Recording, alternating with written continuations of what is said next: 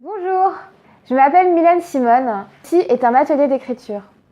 Donc qu'est-ce qu'un atelier d'écriture? Pour plus d'infos, je te laisse regarder l'article que je te mets en lien que j'ai écrit sur les ateliers d'écriture et tu comprendras le déroulé d'un atelier d'écriture. En gros, un atelier d'écriture, c'est un moment où tu vas pouvoir écrire selon des consignes que j'ai élaborées.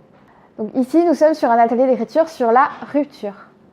Pourquoi j'ai fait cet atelier d'écriture? Parce que les ruptures font mal. Parce que autant quand on se fait larguer que quand on est largué, on se dit que tout est fini, qu'on ne retrouvera plus jamais quelqu'un comme ça, on n'a plus envie de manger, on n'a plus envie de dormir, ou alors on fait que dormir, plus rien n'a de sens, on n'a plus goût à rien, on se dit que c'est la dernière fois qu'on rompt, qu'on retrouvera jamais quelqu'un, que c'était l'homme de notre vie, et que jamais ça se passera bien. En fait, c'est faux, puisque en général, quelques jours après, tout va bien, et on a déjà tout oublié. Alors, pourquoi la rupture peut être inspirante, et elle est souvent inspirante. Je vais te parler d'abord, dans un premier temps, je vais te lire des textes qui vont t'inspirer, et ensuite, je t'exposerai les consignes de cet atelier. Alors, le premier artiste que je vais citer, c'est pas vraiment une écrivaine, c'est Sophie Calle, qui a écrit un bouquin qui s'appelle « Prenez soin de vous ». Donc Sophie Calle, c'est une artiste plasticienne qui fait de sa vie une œuvre. Donc à chaque fois, elle va filmer des moments très intimes de sa vie, par exemple l'enterrement de sa mère. Et dans un livre qui s'appelle « Prenez soin de vous », Sophie Calle, elle s'est fait larguer. Elle s'est fait larguer comment? Elle s'est fait larguer par mail, de la façon la plus abominable qui soit. Et en plus, dans ce mail, on la vous voit.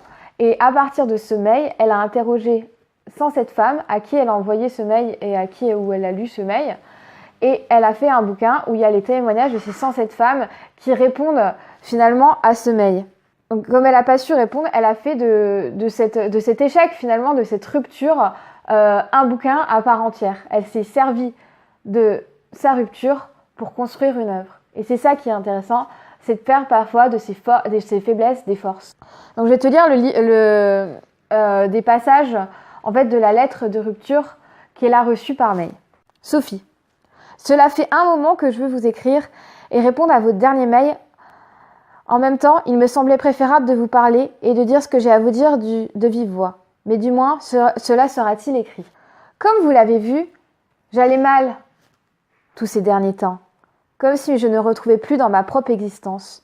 Une sorte d'angoisse terrible contre laquelle je ne peux pas grand-chose, sinon aller de l'avant pour tenter de la prendre de vitesse comme j'ai toujours fait.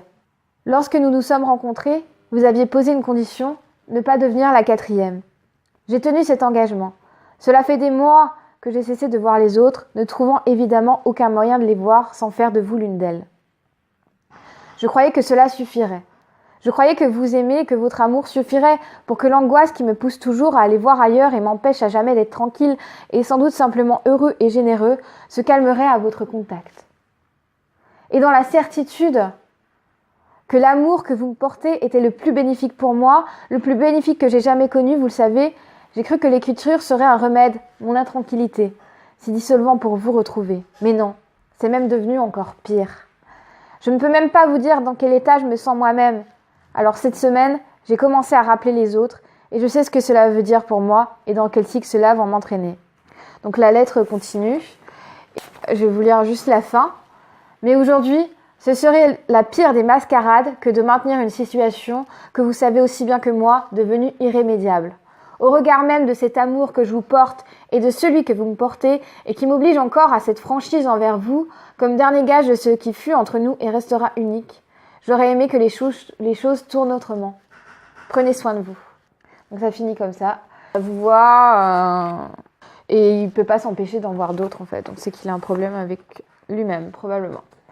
Bref, à partir de cette lettre, donc Sophie Calle a fait un bouquin. Et je vais vous lire d'autres extraits de textes en littérature qui parlent de rupture, parce que la rupture est un sujet d'inspiration. Donc, je vais vous lire les extraits d'une nouvelle de Brigitte Giraud, dans L'amour est très surestimé. Donc, c'est un tout petit livre, c'est vraiment pratique si vous aimez pas lire. C'est des tout petites histoires, surtout pour ceux qui n'arrivent pas à se concentrer le temps d'un livre entier. C'est pas mal. Donc, son bouquin attaque direct sur une nouvelle qui s'appelle La fin de l'histoire. Et je vais vous lire des passages. La fin de l'histoire. C'est la fin de l'histoire et vous ne le savez pas. Il est là, debout, devant la fenêtre, et vous lui en voulez de masquer la lumière. Ce n'est pas lui que vous voyez, mais le jour qui l'empêche d'entrer. Ça commence comme ça. Il est là et sa présence vous gêne. Vous ne l'attendez plus. Vous rentrez le soir et vous allumez la radio. Un baiser distrait après avoir quitté vos chaussures. Le silence tout de suite après. Vous ne savez comment c'est arrivé. Depuis combien de temps? Vous pensiez que ça ne serait pas possible. Pas lui, pas vous. Vous connaissiez les pièges, le quotidien, les courses. Il paraît que les lessives tuent l'amour. Vous n'y avez jamais cru. Vous refusez de vous laisser enfermer dans pareils clichés. Et pourtant, la fumée de sa cigarette vous gêne. C'est un signe. Vous renoncez à interpréter les signes. Vous n'avez rien vu venir et vous ne l'aimez plus. Vous demandez à vérifier. Il s'agit d'être sûr, mais vous doutez. En fait, vous l'aimez et ne l'aimez pas à la fois. Il faudrait vous décider. Ça devient agaçant. Vous l'aimez, pensez-vous, mais ne supportez pas quand il traverse le salon en peignoir, quand il s'installe devant la télévision dans cette tenue, les cheveux encore mouillés, plaqués en arrière. Donc ça, c'est un premier passage. Donc on voit vraiment que la narratrice est dans une situation qui l'exaspère. Elle était amoureuse de quelqu'un et finalement elle se rend compte que cet amour s'est dissipé et elle peut plus le voir. Il la dégoûte et elle se pose plein de questions. Et ce temps aujourd'hui, qu'en faites-vous? Vous l'anéantissez, vous évaluez, comparez, interprétez, vous faites de votre temps une échelle de valeur. L'homme de votre vie est devenu un terrain d'expérimentation. Vous le mettez à l'épreuve, vous le forcez à rentrer dans des cases, celles qui vous conviennent. Vous lui assignez une place, vous lui concédez un rôle, vous exigez que rien ne dépasse. Vous le traitez comme un objet dont vous décidez de l'usage. Vous disposez de lui à volonté. Vous avez idée de ce qu'il doit faire, penser, accepter. Vous voulez l'éduquer, le rééduquer. Vous ne l'aimez plus. Vous l'avez vidé de sa substance. Vous l'avez usé. Il est devant vous, démuni et fatigué, et ainsi il ne vous plaît plus. Une coquille vide que vous avez aspirée. Peut-on aimer une coquille? Peut-on aimer un homme qui ne se rebelle pas? Est-ce que ça a commencé au premier jour? Est-ce vous qui avez tué votre histoire? On dit que la fin est inscrite dans le commencement. La faute à qui alors? À celui qui a dévoré l'autre, à celui qui s'est laissé dévorer. J'espère que ça vous inspire ce dégoût de l'autre. Peut-être que vous l'avez déjà ressenti. Quand on s'entête dans une relation et parfois on reste plus par confort parce que la personne ne vous plaît plus et vous restez parce que c'est confortable, parce que vous n'avez pas envie d'aller chercher ailleurs. Je trouve que ça décrit vraiment très bien cette situation.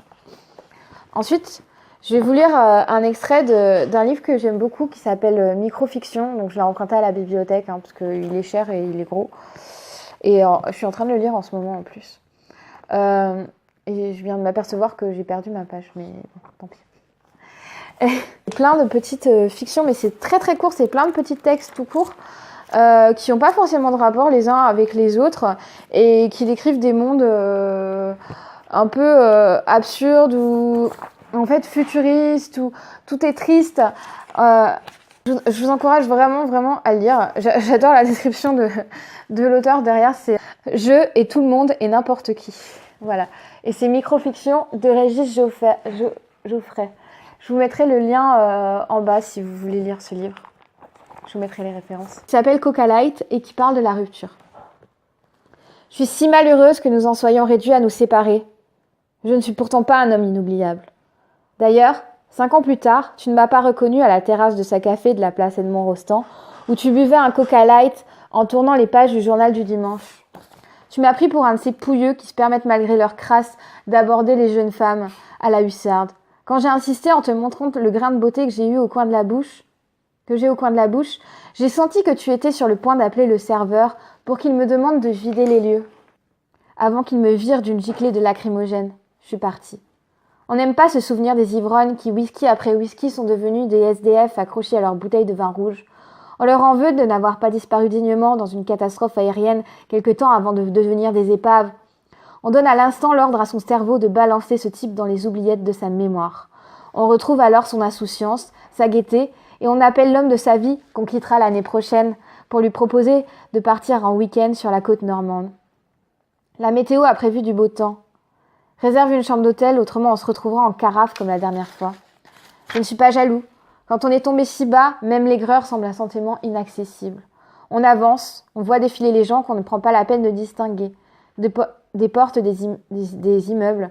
On ne se souvient plus de sa vie d'avant-hier que l'espace d'un éclair. On voudrait bien pouvoir se protéger en se bouchant les yeux avec ses poings serrés.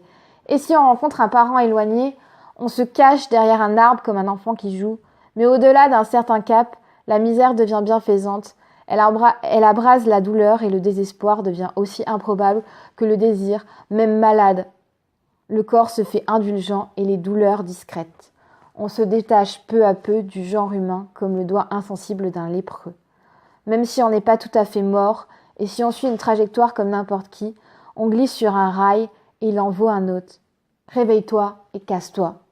Les gens n'aiment pas qu'on dorme sous leurs fenêtres, mais avec le temps, on apprend à dormir debout. Les jambes marchent loin de la tête, qui fait un rêve continu, blanc et vide, comme le néant quand on vient de le repeindre pour rassurer tous ceux qui vont tomber dedans. C'est vraiment pesant comme extrait. Le personnage devient SDF après une rupture et recroise la femme qui l'a quitté et elle se souvient même plus de lui. Il y a des relations qui sont vraiment éphémères, on pense qu'on s'en remettra jamais et finalement quelques années plus tard on s'en souvient plus du tout, on a complètement oublié l'autre. Ensuite, je vais vous lire quelque chose de peut-être plus triste, plus réaliste, un extrait de Anna Gavalda, je l'aimais. C'est une belle fille qui retourne voir son beau-père après essayer de faire larguer pour une femme moins usée qu'elle, enfin plus jeune. Son mari est parti avec une femme plus jeune et il la largue, elle se retrouve toute seule avec ses 3 filles. Très, très émouvant. Je vous lis juste un extrait. Impossible de me rendormir. Nous sommes toutes les 3 couchées dans le lit de la grand-mère d'Adrien. Celui qui grince affreusement. C'était le nôtre. Nous faisions l'amour en remuant le moins possible. Toute la maison savait quand vous bougiez un bras ou une jambe. Je me souviens des sous-entendus de Christine lorsque nous étions descendus le premier matin. Nous rougissions au-dessus de nos bols, nous nous tenions la main sous la table. Nous avions retenu la leçon. Nous nous prenions le plus discrètement du monde. Je sais qu'il va revenir dans ce lit, avec une autre que moi, et qu'avec elle aussi, il soulèvera ce gros matelas et le jettera par terre quand ils n'en pourront plus. Après une rupture, on se dit mais il a probablement trouvé une autre. Et là, en fait, il est en train de faire ce qu'il faisait avec moi ou quand on fait quelque chose qu'on avait l'habitude de faire avec l'autre. Et on se dit, mais peut-être qu'il le fait avec une autre. Bon, faut pas penser à ça parce que sinon, on a tendance à extrapoler. La première consigne que je vais vous donner va être en rapport direct avec ça, bien sûr. Vous allez, dans un premier temps, vous avez 20 minutes. Donc, je vous encourage à mettre en pause la vidéo et à reprendre par la suite. Donc, vous avez 20 minutes. Et pendant 20 minutes, vous allez écrire une lettre de rupture. Donc c'est pas forcément une rupture amoureuse, ça peut être une rupture amicale, c'est même pas obligé de l'adresser à un être humain en fait. En atelier d'écriture, ce qui est bien, c'est que vous n'êtes pas obligé de respecter les consignes en fait. Si vous avez envie de digresser, bah faites-le. Il y a aucun problème. Donc vous allez écrire une lettre de rupture et par exemple ça peut être une lettre de rupture à un chat, j'en ai marre de toi, le chat, je peux plus supporter, tu me mords tous les jours, tu pisses dans mon lit, maintenant je dois te laisser tomber, je peux plus. Faites ce que vous avez envie de faire et écrivez à qui vous avez envie d'écrire cette lettre de rupture et sortez de la réalité et faites tout ce que votre imagination a envie de faire. Laissez-vous guider. Donc c'est le moment de mettre en pause la vidéo avant d'entendre la seconde consigne parce que sinon vous allez être influencé par la seconde consigne. C'est bon? Allez. Et sur pause. Je vous regarde. Voilà, c'est bon? C'est mis sur pause. Là, je vais reprendre la deuxième consigne. Alors, la deuxième consigne, une fois que vous avez écrit ce texte en 20 minutes, vous allez en écrire un autre en rapport direct avec la lettre de rupture que vous avez écrite. Donc cette fois-ci, vous allez vous laisser 40 minutes de temps, vous mettez un chrono chez vous, et vous vous laissez 40 minutes de temps pour écrire. Vous allez imaginer le point de vue d'un des protagonistes de l'histoire que vous avez écrite. Donc si vous avez écrit une lettre de rupture pour un chat, vous pouvez très bien vous mettre dans la peau du chat. Je vais vous dire d'utiliser le jeu parce que ça peut être rigolo, mais si vous n'avez pas envie de le faire, vous pouvez aussi écrire à la troisième personne et faire un point de vue omniscient. 40 minutes, allez-y, à vos crayons. Une fois que vous avez ces 2 textes, je vous encourage à les lire, à les modifier. Peut-être que ça peut donner des idées pour autre chose, de faire une nouvelle, les inclure. Et si vous voulez retrouver d'autres ateliers d'écriture, suivez-moi sur milensimone.com, abonnez-vous à ma chaîne. Et moi, je vous dis à bientôt pour un prochain atelier d'écriture et de prochains conseils sur l'écriture. Bisous!